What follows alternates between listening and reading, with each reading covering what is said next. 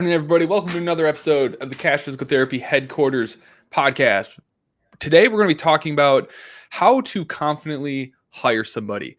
So, if you're thinking about hiring or wondering when to hire, today we're going to talk about all the fears, the do's, the don'ts, how to know that you're actually in a good spot and it's time to hire and you're hiring for the right reasons. So we're going to share all of our experience in the many hires that Ben and I have gone through to help you feel a little bit easier about the whens, the hows, and the who's about hiring your first PT, whether it's your first employee, whether it's a PT or an admin or any other person that you're wanting to add into your team. Ben, I know you've done so many trainings and so many talks on this, both at our live events and inside of our course areas. And I know you have a wealth of knowledge on this particular subject. Yeah, no, it's one of the biggest decisions that people make in their practice, and one of the reasons that it's the biggest is obviously hiring your first employee is a big deal, but it's also at a time when your business is most vulnerable too. Yep. Just there's not as much of a foundation, and so it's a big deal, and yeah, so excited to talk about this and Yeah. what to avoid and what to look for and all that too. So Let's just get this out in the open. Hiring your first person, hiring any person is fucking scary.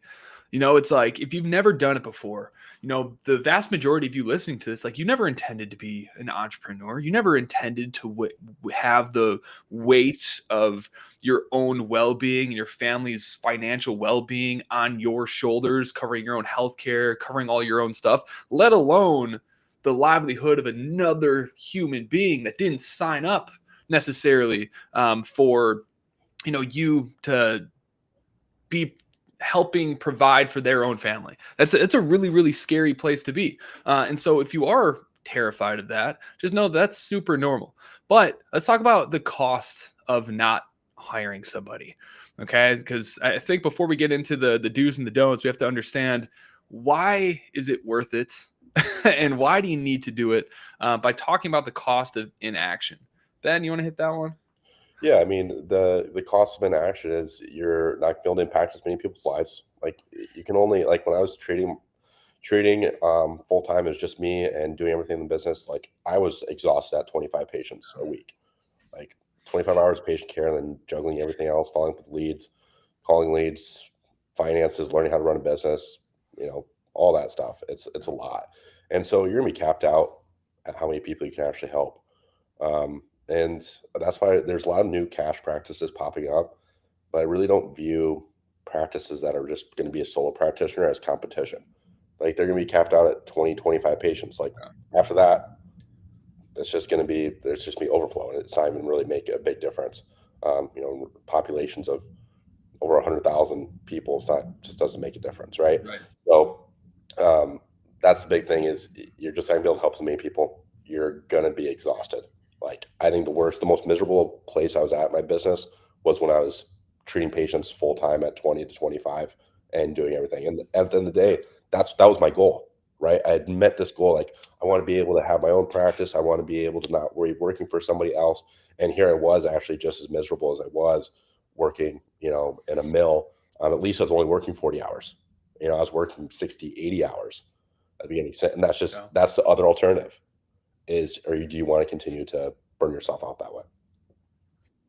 Right. And that's kind of the path that every single new practice owner needs to go through, where it's like you're terrified that things aren't going to work out. They start to work out and you're like, holy smokes, it's the best thing ever. Maybe you go full time in that practice and then you get busier and busier. Then you realize that between treating the patients, doing notes, doing the marketing, maintaining local relationships, following up with patients and leads, wearing all of the hats, you're being crushed under this weight. And now you're not only likely making a little bit less than you may have been making, maybe more than you were making in your previous job, but you're certainly working a lot more. Suddenly you're not working a 40-hour-a-week job. Suddenly you're going to sleep every night wondering about what you got to do in the morning. You're waking up every single morning worried and anxious about the things you need to get done before your first patient shows up. And now it's a 24/7 hour job and it gets really stressful very quick. And we call this no man's land. And everyone has to figure out their own way to get through this, where it's like you've now created a job for yourself. You've now become a slave to the machine that you've built. And you have to make the decision for yourself is this something that you want to do for the next 10, 20, 30 years until you retire? For most people we work with, that's a fuck no. It's like maybe you can endure this for a while, but in time, we need to be able to delegate some of that responsibility. We need to turn our job into an actual asset, something that can operate without us so we can actually achieve time freedom. It's funny. There's a lot of coaches that are out there, and you've probably seen this too, Ben, where it's like they're positioning like selling coaching and packages as like having time freedom, as like you're no longer selling time for money simply because you're not selling per visit, but instead selling like a package when it's like that's not even close to time freedom. You still got fulfillment on that.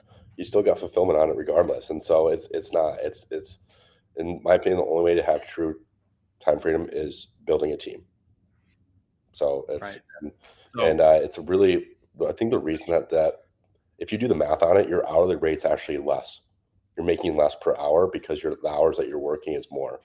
And it's not fun to do that math on that, but it's the truth. And I think what's also really tough about it is, you get on Saturday and Sunday, leads come in. People are texting the clinic on the weekends, trying to reschedule or cancel their Monday appointments. At the end of the day, you see those notifications come in. You might be with your family, you might be with your friends, and you see that lead come in. And you're like, it's Saturday. I really want to be present with my family and my friends. And you go take that call because you need new patients.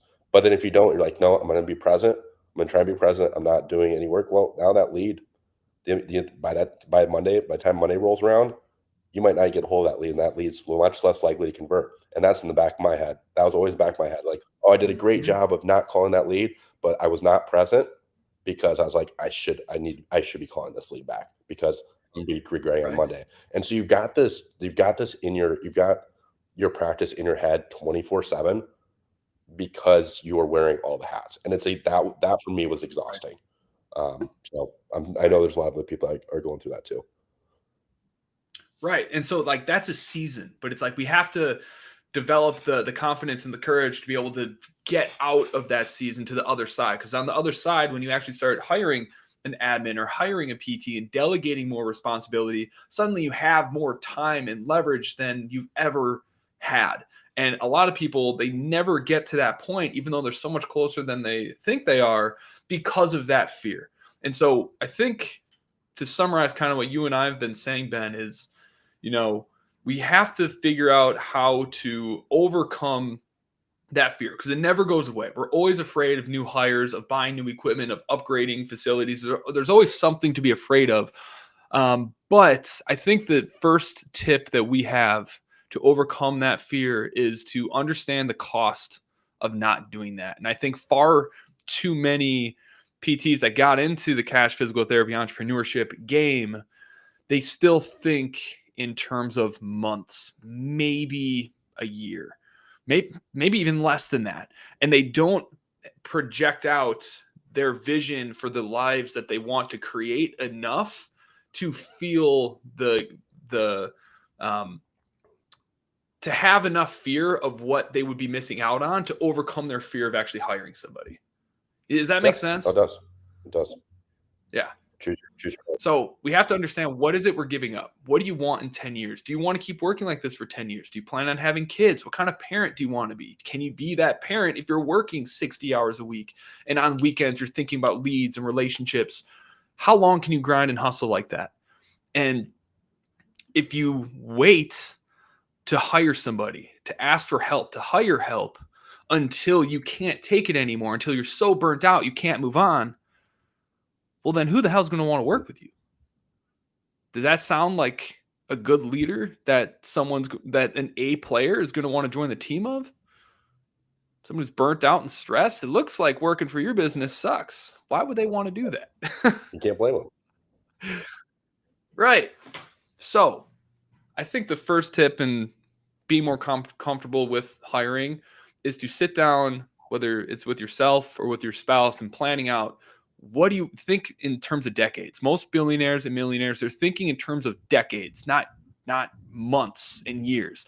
Every decision Ben and I make, we already know where we're going to be in 5 to 10 years. And every decision we make is in accordance to that.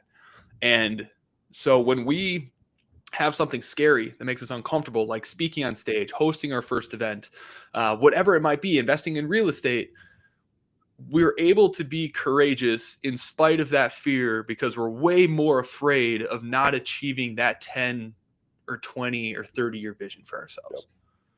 So I think that's phase one.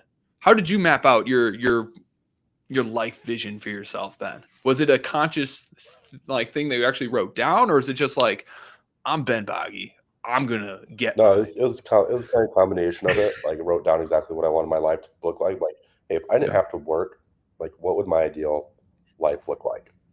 Like, how would I spend my days, essentially? And that's like, okay, I got that. How do I do that? And not hiring was not going to get me there by any means. I'm like, all right, if I really want to have this life, like, this is just what has to happen. And I knew that if I was on my deathbed, I would look back and be like, why wouldn't I just do that? Like, it would have been worth it, So I knew I was going to regret it if I didn't do it. Yeah. Isn't that funny? It's like, we'll never regret the things that we do or decide to do. We'll only ever regret the things that we didn't. And if there's fear that's holding you back, like, you have to do it. If you're afraid of it, you have to do it. That's what builds character. That's what creates the failures, the thick skin, the character that makes you someone who can win. And if you're unwilling to fail and,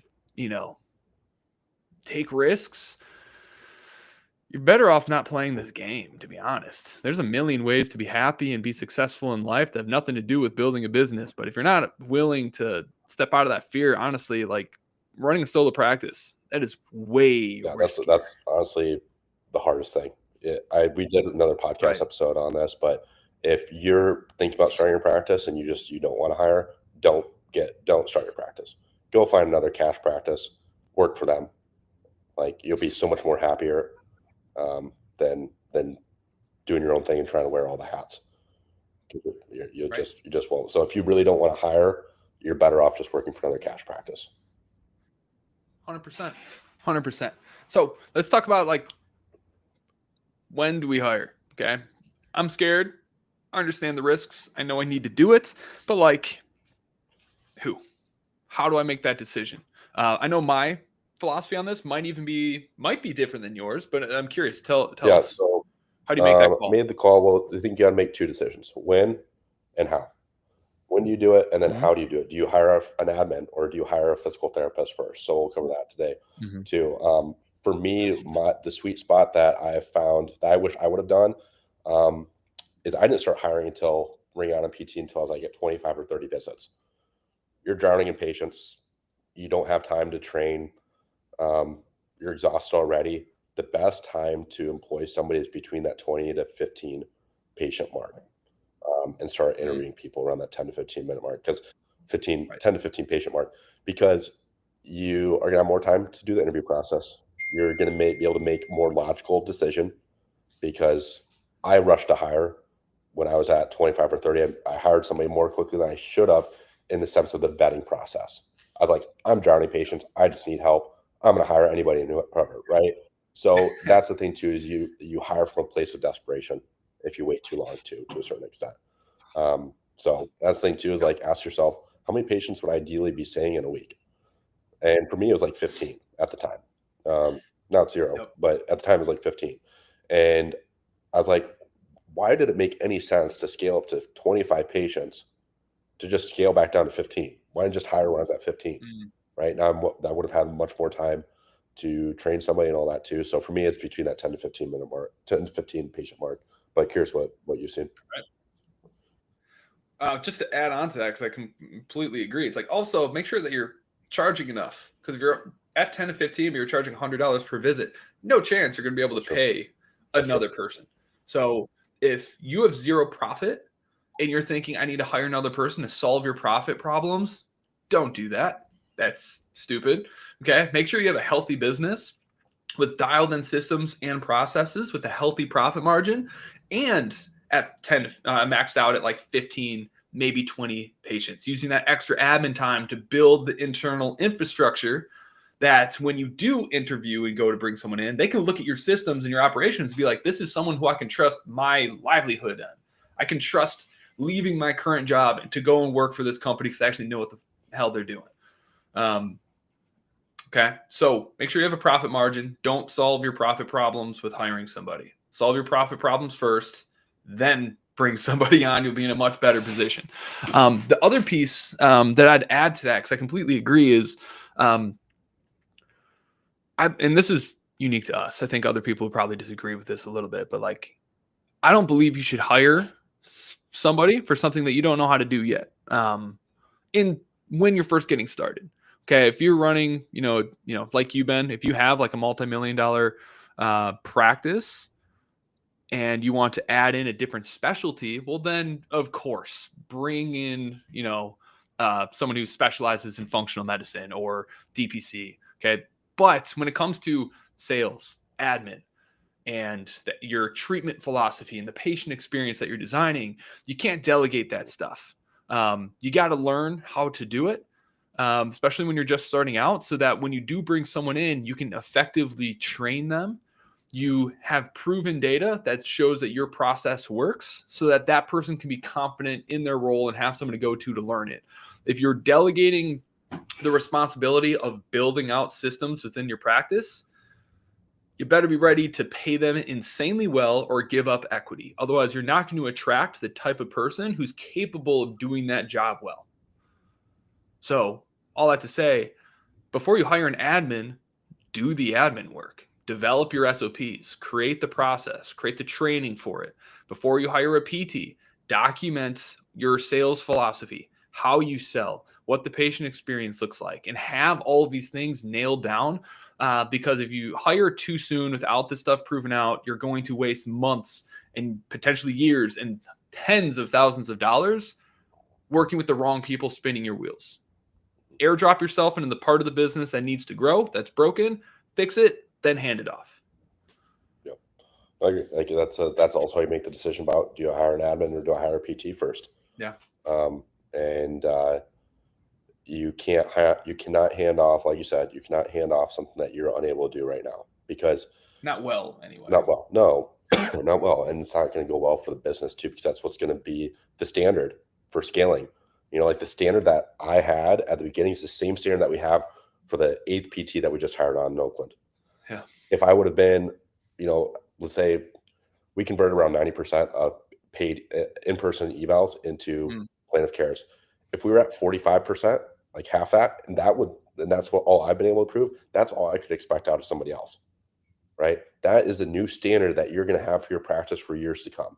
Yeah. So just know that before you hire, you want to make sure, hey, I'm in healthy KPI ranges, and I'm at a margin that is healthy to grow and scale from here. And I'm comfortable holding somebody else to the standard because I've been able to do it. Right. How can you hold someone else accountable if you don't know what it actually takes to do it? Yep. You need to know what it is and how to do it. Right. And you're going to let everything slide. You're going to let their performance that sucks slide because you don't realize how bad their performance actually is. You have to learn it yourself.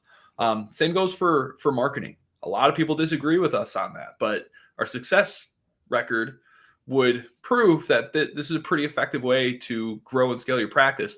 Learn how to market, understand what the baseline success standard actually looks like, develop a process, because if you don't understand any of that, it is so easy for an agency to come in sounding like they know what they actually knowing what they talk about, but then doing the bare minimum because you don't have the experience to be able to hold them accountable to a certain standard and performance level because you don't have the experience. So learn how to do it. It's way easier than you think. And then once you have a system that's already profitable, that works, and SOPs, now you can hand it off to somebody that could be your admin. It could be someone in town, because now it's not about finding a marketing expert that actually knows what they're doing. Now it's just about finding someone who can follow the SOP that you put together. And that is a way easier, cheaper hire than trying to find a marketer that's not full of shit, that actually cares about your business. Right. So went off on a tangent there. If you want to learn marketing and how to grow and scale your practice with meta ads and organic local relationships, go to clinicalmarketer.com and book a call with our team so we can figure out if working with Ben and I is going to be the thing that you need to turn the corner in your practice and get your time back and start to build your team. Now, Ben, once you know that you have an SOP in place, you have the profit margin to hire somebody, is there another step or tip that you need to have to avoid hiring the wrong person Start getting the listing out really early. Like before? this is a kind of a funny story, but when I'm in practice in Oakland, I knew I was going to be moving back to Des Moines to start my practice there. Yep. And it was about a month before I moved back. I put a job listing on Indeed for a physical Mhm. therapist in Des Moines. Was I wanting to hire a PT right then and there? I wasn't looking to hire another one for like another 6 months, but I want to just get as many candidates in the pipeline as possible for when the time to hire, instead of people wait too long. Like, okay, I need to hire. Now I'm going to put a job listing. Now I'm going to crawl through the applicants. I got to wait for applicants to come in. No, when I'm ready to hire, now I have a pool of applicants to pull from and reach out to about it. But anyways, long story short, because we didn't have a physical address in Des Moines yet, that our Indeed company got suspended, so I had to create a new one. so, Oh man. so maybe did a little bit too early on that, but Yeah. as long as you got a physical address, it's not too early. But that just goes to show, like, the earlier you can start getting postings out, the better on that. Yeah. And this goes back to your statement about like, don't wait until you're desperate to start Mhm. hiring, because then you're just going to hire anybody because you're so desperate for it. So to build off what you just said, like one, always have an Indeed posting out there. So you're building a catalog of potential hires when you are ready. But to kind of layer into that is your first hire is the most important hire you're going to make. Because if you hire, A players don't want to work with B players. Okay. B players and C players love to work with A players because it's going to make them, up their game. But if your first hire is a C player, all the people that are A players that you might interview that come in and meet the team, they're going to think it's like, I can do better than this. I can find a better team, a better facility, whatever. So that first person is really, really important for not only attracting other A players, but creating the culture that is going to determine how quickly your practice is able to grow. And so that first hire is really, really important. So get those feelers out there, get a lot of candidates, and be patient with it. Focus on just building better systems, better SOPs, increasing profit while you're solo, because you can have a really good 50% profit margin if you are good at building systems. We have a lot of solo people inside the clinical marketer programs who are going to hire eventually, but they're taking their sweet time. They just had kids, but they're operating with a 50% profit margin, making more money than ever, treating on their own terms, and life's pretty good for now. It's going to come to an end eventually, but right now they're enjoying it. Mhm. And they're able to just sit and wait for that best fit person because of that. Mhm. So, anything to add to that, Ben? Nope, no, I think spot on. All right. So, if you're afraid to hire, if you are, if you know you need to do this, but you're afraid to do it, hopefully you got value out of this episode. And if you did, please make sure to like and subscribe to this channel. It helps us a lot in making sure that this podcast Oh, gets and out to. I did want to talk about admin versus PT, which to hire first. Oh, yeah. Rip it. Yeah, so I'm curious, you might have a different viewpoint on this than I do. So I'll give you the two arguments on the pros and cons of each, and you Yeah. can make a decision of what you feel is best for you in your I'll be situation. devil's advocate. I'm good Yes, at you that. can be the So one is going to be to hire an admin first. The argument for this is Mhm. you can hire an admin for cheaper. You can hire an admin usually for 15 to 20 bucks, depending on per hour, depending on your Mhm. area. You can start getting your time back because you're able to offload $15 or $20 task, and now you're able to treat more, which is going to we charge over 200 bucks. I'm be able to see a patient when I otherwise would be focused on a quote unquote $20 task. In this argument, it's a $20 task. I'll explain my argument why it's actually lost opportunity greater than $20 per hour if you do hire an admin. But the argument is you hand off a $20 task, you have more time to dedicate to a patient care, which generates more revenue, or working on the business, which generates more revenue. Yep. In theory, yes, that makes sense. The problem with that goes back to the last thing that we talked about for the last 10 minutes. handing off something that you are not proficient in yet. With the admin, they're going to be doing phone calls. They are going to be doing the sales calls. They are going to be the first person that a person contacts. They're going to be the lifeline of your business, new Mm. patients. If you got a bunch of people calling in, but they're not scheduling, that is what's going to cost you way more than the $20 that you're saving of time to go treat another patient. You're going to have much more lost opportunity from patients not converting into paid evals because you hand off a task that you're not quite proficient at.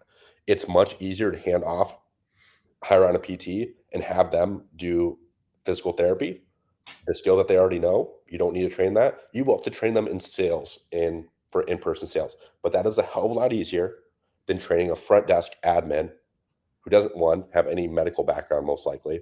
Two, a lot of them don't have sales background. So many people just hire an admin for admin work, but then also they throw on sales. No, they have no background in sales. You're gonna have to teach them how to do that, and you have no idea if they have that skill set. And you might not even have that skill set yet, where you're converting where you need to. And so that's why ProConnect has scaled to where we have, is because I did not hand off the phone script until I felt like I had it completely perfected. Then I handed off. So I actually hired on 3 PTs before I brought on a front desk to do sales. Did have a front desk to help with admin stuff, but that's why we scaled. So I'm a big proponent on hiring on PT because it's much easier to train and hire for that than it is to try and hire for an admin, and all the lost opportunity that's going to occur because you hand that off too early. So that's my position on it. But yeah, give me devil's advocate on that. I'm a clinician. I shouldn't need to be working on the phones. That's beneath me. Mm. That's an ego issue. That's an I ego. hate those people. It's so hard to play devil's advocate with it because it's It's like, just like get over yourself. yeah, yeah, That's because I don't have somebody in front of me stating that. I can just say simply, get over yourself. You are not above or beneath any task in your business, and with that attitude, you will always stay stuck. yeah. My entire role is just, Jordan actually loaded this for me, was just airdropping myself into my business wherever the main bottleneck is. It does not matter the task at all. It does Right. not matter the task. There's no task, big or small, that I'm above. Because at the end of the day, it's the bottleneck in the business. It's the most important thing. So I'll actually switch that. If you feel like you have that big enough ego that you are above that, you are not above the bottleneck that's in your business. Let's Mhm. flip the switch on the thinking. You are not above the biggest bottleneck in your business. Right. Your only job as the CEO of your business is to solve problems. Mhm. You're the person that people turn to when things are broken. You're the captain of the ship. You're holding the compass and the map. And if you don't know how to do that, you're not an effective leader. You are going to delegate responsibility to other people and be in a perpetual state of disappointment because the people you're paying aren't the same as you. Okay. Like there are entrepreneurs and then there's people who are just doing a job because it brings them joy, fulfillment, and pays their bills enough for them to go on living their life. Work is not their life. And so they're never going to put the same time, energy, and effort into whatever it is you assign them to figure out. Anytime you're delegating responsibility, you are hurting your long-term leverage as the CEO. I've had this poster in every office I've had since the first startup I made when I was 21. It's a quote by Eric Ries. It says, "The only way to win is to learn faster than everybody else." And so many, not just in PT, like all in healthcare, there's so much ego.